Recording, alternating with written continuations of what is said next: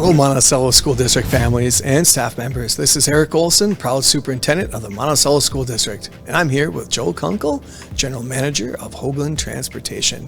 We are here today to answer the questions submitted in our most recent survey regarding a potential change to our school start and end times beginning in the 24-25 school year. Without further ado, let's get to some questions and some answers.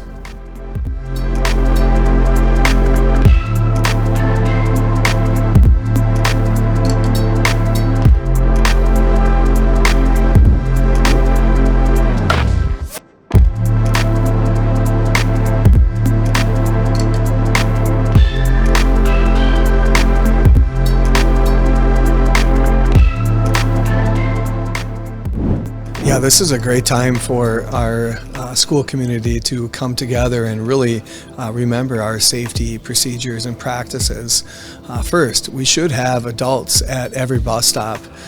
It is imperative that we also think of reflective taping for both the front and the back of our students. And then we should also be thinking about flashlights. So those are things that school districts around our neighboring community have as protocols, and we will make sure that we put together bus stop safety protocols for all of our family members.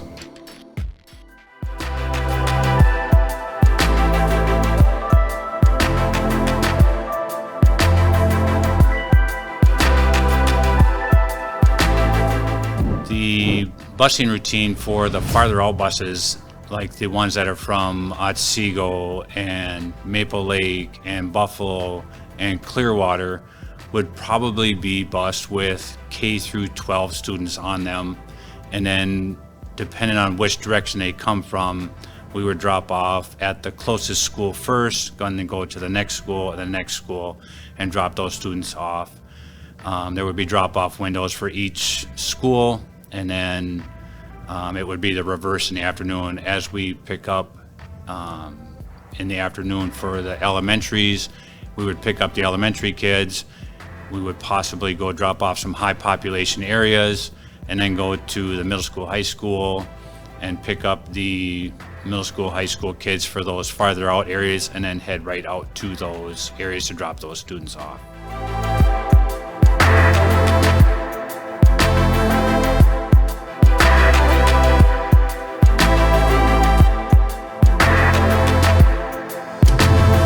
Students that live close to town, those routes won't change much. They're a high density area.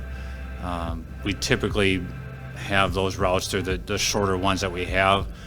They might be mixed in with some of those outlier ones where we bring in the K through 12 kids, pick up 2 or 3 stops in town, and then bring the kids to town or bring the kids to school, and then go back out and get some high population areas again, right close to school.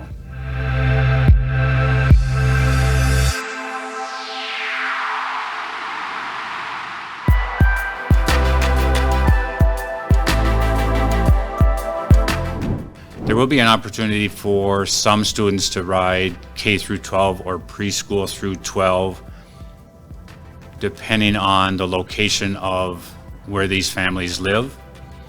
Also depending on the bus routes and the students' schedules. There may be opportunities, as there is right now, for students to help out with busing and helpers on the vehicles already.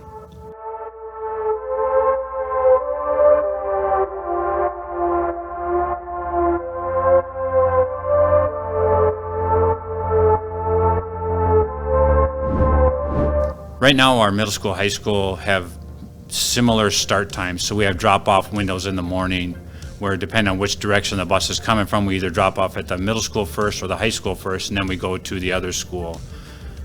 And then in the afternoon, we all come to the middle school first, and then we drive over to the high school and pick up those students and then drop off the kids after that. And the same thing would happen if we reverse, that we will go to our elementaries first, we will bring those students home, and if you're a farther outlier, we'll probably do the high population areas and then come back to the middle school, high school, grab those middle school, high school outlier students and head right out to those areas.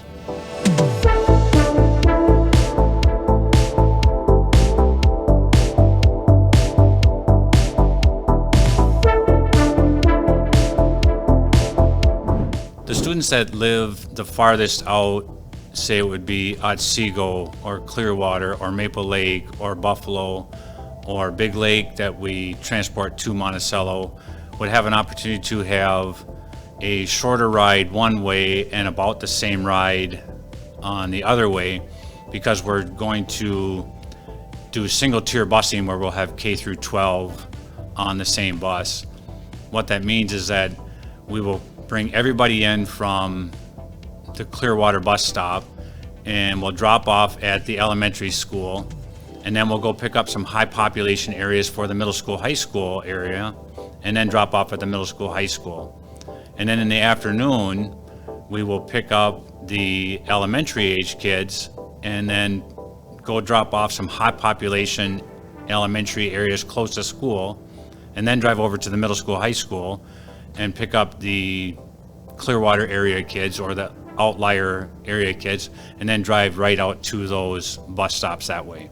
So there's an opportunity that one direction they should have a shorter ride.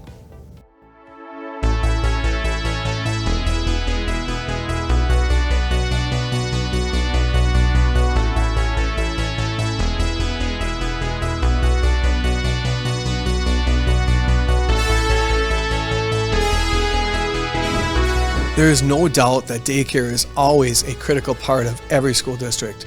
We currently have many families who need to find daycare in the mornings. Our current schedule has a potential need for daycare during the gap when our older students are in school and before our younger students begin. This current gap is from 7:30 to 8:45, leaving an hour and 15 minutes where parents might need coverage for younger siblings. If our times were to change, we would have a gap from 2:10 to 2:55 in the afternoon, leaving 45 minutes where parents may need coverage for younger siblings.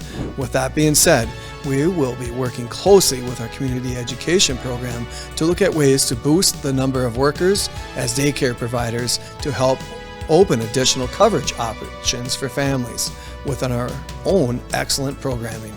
We can do this by working with our Monticello High School. We have an introduction to education class, and we have youth apprenticeship programs that we can work with in order to add more daycare workers in our community education programs. We will also help generate a resource of all private daycare providers in our community.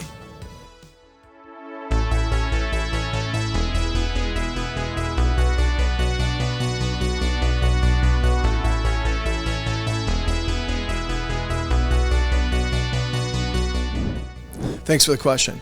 Certified staff are contracted for 8 hours a day. While we are slightly shortening the student contact time, we are still contracted for the same time. This also includes the number of contracted days. We're not changing the contract. We just need to set a school calendar by June 1st of each calendar year. Certified staff are contracted for 183 school days, 10 of which can be non-student contact days. We could still have up to 173 student contact days. And over the course of time, we are always trying to find the perfect calendar, and we will continue to do so. We currently have 167 student contact days. During the past 20 years, we have tried anywhere from 165 to 173 student contact days.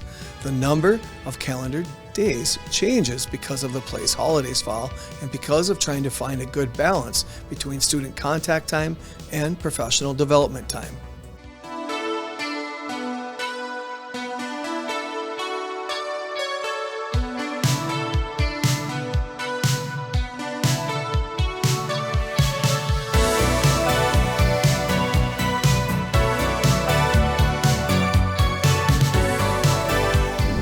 By changing start times, we should give a very unified approach to the amount of before and after school time available for staff to use for IEPs and professional development across the district.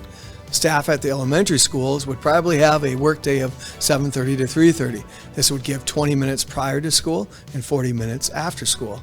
Staff in secondary buildings would also have a day consisting of 7:30 to 3:30. This gives 45 minutes prior to school and 35 to 40 minutes after school.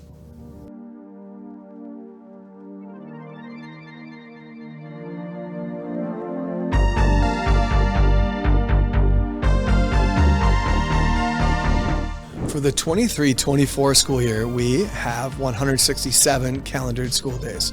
This is on the low end of the aforementioned range that we have practiced during my time in the district, which has seen us move between the state requirement of 165 days and our contracted maximum of 173 student contact days. If this change in schedules were approved, we would eliminate early release days from our schedules. That would leave us needing a minimum of 168 full student contact days to meet our minimum number of state required minutes, to ensure a buffer as well as to provide the best educational experience for our students. We would likely move forward with the goal of developing a school calendar with approximately 170 student contact days.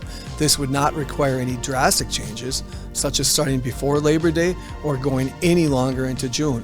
We will be able to make small adjustments to the calendar, such as eliminating a no school day in April and another in January. That will get us to that 170 number with minimal to no impact on family schedules.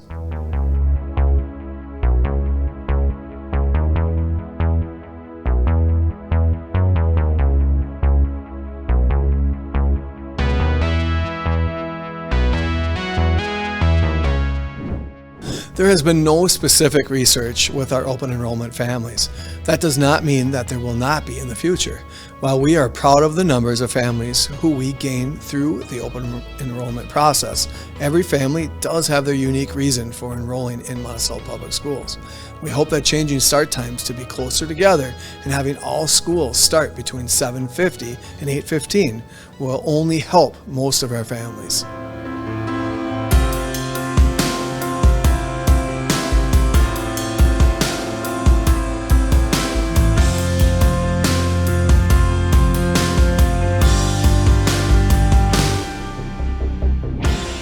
We understand this concern. When we began researching the school start time changes, it was important for the task force and administration to come up with solutions that were not merely flips. Instead of having the elementary start at 7:30, we were able to at least change the start time to 7:50. As far as times go, we have squeezed out all of the time that we can from the proposed start times. By pushing anything more, we would not be able to ensure a safe flow from one building to the next. We're worried about moving our secondary students back any later than our proposed time of 8:15 to 2:55. By moving secondary later, we would cause a disruption to the end of the day flow that we are also trying to improve. We are trying to give students end of the day opportunities like sports, activities, and employment without moving the day back to times that negate the potential of improving time for getting more sleep. I want to say a quick thank you to the 12 community members that submitted questions for this virtual question and answer. Thank you as well to the community members that showed up at our 2 in-person informational events. Your questions have helped sharpen our proposal, and the feedback provided has helped give our school board members a more full understanding of the benefits and challenges the community will see if we move forward with these changes. As a reminder, this proposed change is scheduled to come back to the school board on August 21st meeting for a formal vote.